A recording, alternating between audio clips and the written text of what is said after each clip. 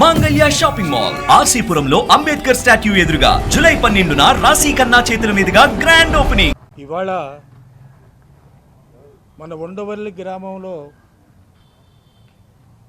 రైతుల మీద జరిగిన దౌర్జన్యం ఒక విధంగా పెద్దగా దౌర్జన్యమే. అది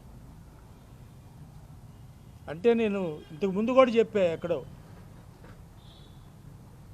మామూలుగా అయితే ఏంటంటే ఈ గుండాలు రౌడీలు వీళ్ళందరూ ఏంటంటే ఏదన్నా చేయాలి, కొన్ని దౌర్జన్యం ఎక్కువ చేయాలంటే శని ఆదివారాలు చూసుకొని వస్తారు, ఎందుకంటే కోర్టులు ఉండవు కదా, అందుకని ఆ విధంగా చూసుకొని వస్తారు. అదేవిధంగా ఇవాళ ప్రభుత్వం కూడా చేసింది ప్రజల మీద, రైతుల మీద.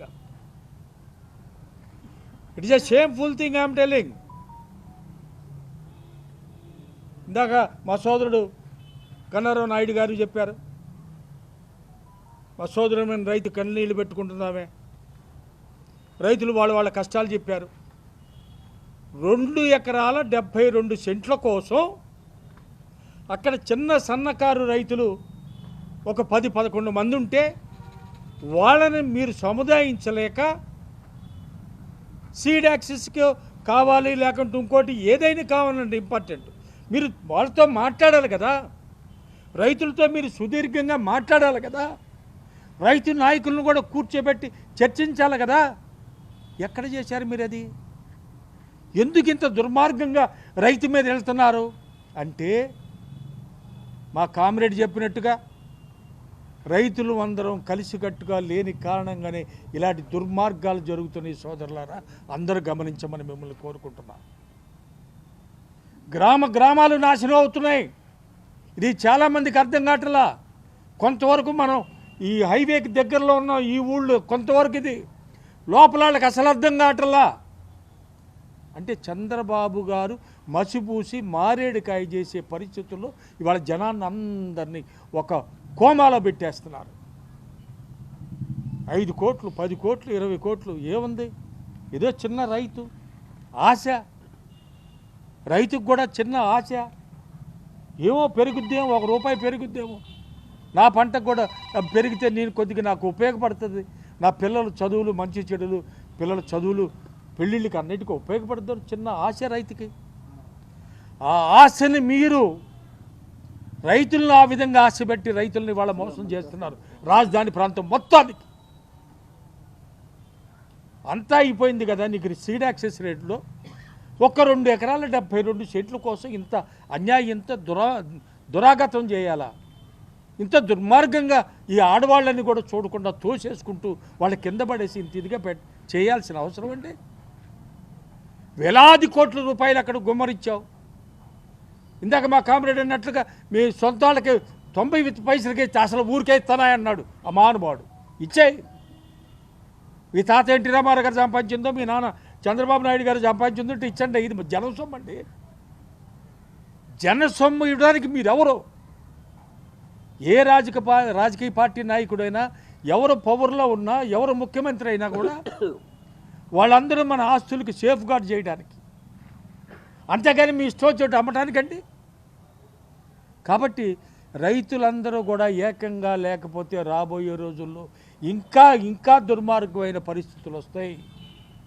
రాజధాని రైతులకు మళ్ళా చెప్తున్నా, ఇంతకు ముందు కూడా చెప్పాం, రాజధాని రైతు సోదరులారా కళ్ళు తెరవండి. మీరు ఆల్రెడీ పూలింగ్లో ఇచ్చిన మీ భూములకి మీకు కావాల్సింది మీ భూమి అడగండి. దానికి బదులుగా 5 సెంటు, 10 సెంటు, 20 సెంటు, అరెకరం, ఎకరం కూడా వచ్చేవాళ్ళు ఉన్నారు, అడగండి. దాంట్లో కూడా దుర్మార్గం చేస్తున్నారు చంద్రబాబు నాయుడు గారి ప్రభుత్వం. ఎట్లా అంటే, అప్పుడు రైతులకు తెలియనితనంగా రమారమి ఒక 5 ఎకరాలు ఉన్న రైతుకి 1 ఎకరం అతనికి వస్తే ఆ ఎకరంలో 2-3 పిల్లలకి పంచుకోవాలనే ఆలోచన ఆ రాజు లేకపోవడం ఇవాళ పెద్ద గుదిబండలాగా తయారైంది. అది ఎందుకు ఇవాళ చేయడానికి లేదంట. మొత్తం ఎకరాన్ని నువ్వు డెవలప్ చేస్తేనే ఇవాళ అన్ని పర్మిషన్లు అంట. ఇంకా రైతు ఏం చేయాలి? తెలియని తనంతో రైతులో ఉన్న అమాయకత్వాన్ని మీరు మా వాళ్ళకందరికీ ఆశ చూపించి ఏదో చేయబోతున్నాను నేను మహా పెద్ద నగరాన్ని కట్టబోతున్నానని మమ్మల్ని అందరినీ నమ్మించి రైతు వర్గాన్ని మోసం చేసి మీరు ల్యాండ్ తీసుకున్నారు కదా, ఇవ్వండి, ముందు మా రైతులకి ల్యాండ్ ఇవ్వండి. మీరు తీసుకున్న పొలానికి గాను 33,000 ఎకరాల పొలానికి గాను మా రైతులకి, మా ఓటాలకి ఎవరెవరికి ఎంతెంత వస్తాయో ముందు అది ఇవ్వండి.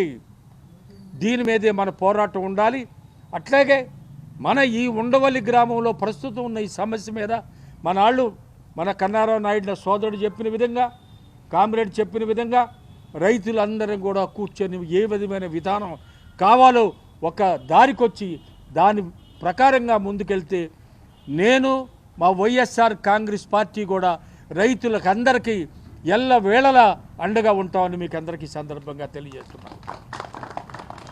ఒక్క ఇక్కడనే కాదు, రాజధాని ప్రాంతంలో నష్టపోతున్న ఏ రైతైనా ఎవరికైనా సరే మేము అందుబాటులో ఉంటాం, వాళ్ళకి మా చేతనైన సహాయ సహకారాలు అందిస్తామని మా వైఎస్ఆర్ కాంగ్రెస్ పార్టీ తరఫున సభాముఖంగా మీకు అందరికీ తెలియజేస్తున్నాం.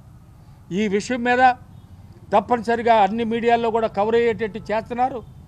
ముఖ్యంగా ఇందాక ఒక సోదరుడు చెప్పినట్లుగా వేరే మీడియాలో ఎక్కడ ఏది వచ్చేది లేదు. ఇవాళ ఒక్క సాక్షి మీడియాలోనే ఇదంతా కవర్ అవుతుంది, పేపర్లో కూడా కవర్ అవుతుంది. ఇవాళ అదర్ మీడియాలో కూడా వచ్చినాయి. ఇక్కడికి మీకు చేతులు జోడించి చెప్తున్నా, వాస్తవాలు ప్రజలకు తెలియజేయండి. ఆల్ ప్రెస్ అండ్ మీడియా పీపుల్కి చెప్తున్నా, electronic media and print media పీపుల్కి చెప్తున్నా, చేతులు జోడించి మరీ చెప్తున్నా, ప్రజల సమస్యల్ని కరెక్ట్గా అందరికీ రాష్ట్రంలో ఉన్న ప్రజానీకానికి అందరికీ అర్థమయ్యే రీతిలో చెప్పమని మిమ్మల్ని అందరినీ కోరుకుంటూ సెలవు తీసుకుంటున్నా. జై హింద్.